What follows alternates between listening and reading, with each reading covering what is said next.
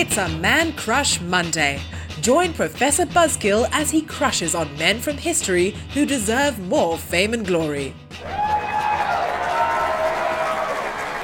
Something arrived in the mail the other day that reminded me of a party I went to in L.A. 5 or 6 years ago, I think it was.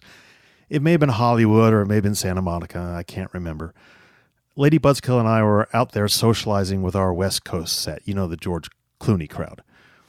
And I heard a shout from across the room. "Prof!" came the shout. "Prof, baby!" I looked over my martini, and who was it but my old Buzzkill buddy Spike Lee. Hadn't seen him in a few years, but as Lady Buzzkill hobnobbed with some of her chums in the theater world, Spike and I reminisced about the old days. In the course of our gabbing, I said, "Listen, Spiky baby, I've got a great, true story for a movie for you." Spike said to lay it on him, and so I did. It's the story of a man who deserves more attention than he's gotten, Ron Stallworth. "I don't want to make a movie about a wide receiver," he said. "No, Spikester," I said. "Ron Stallworth, not John Stallworth." "I'm all ears," he replied, and then I told him the story that I'm about to tell you. Ron Stallworth was the first African-American member of the Ku Klux Klan.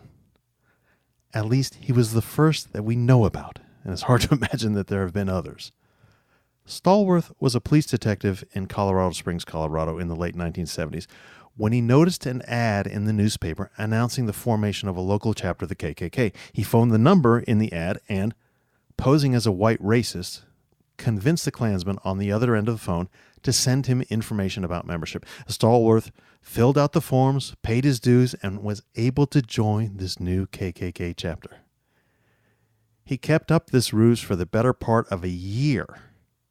Usually he only contacted the new Klan chapter by phone, and when he absolutely had to go to a meeting, he sent a white undercover detective who was on the case to pose as him.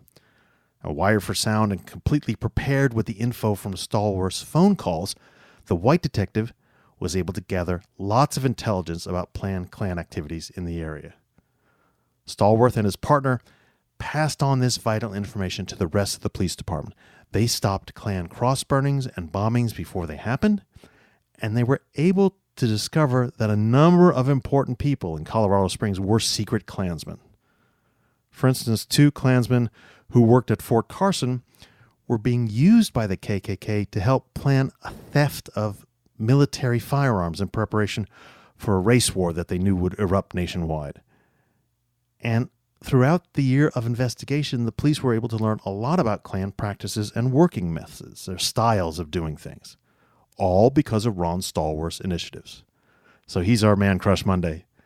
And I almost forgot.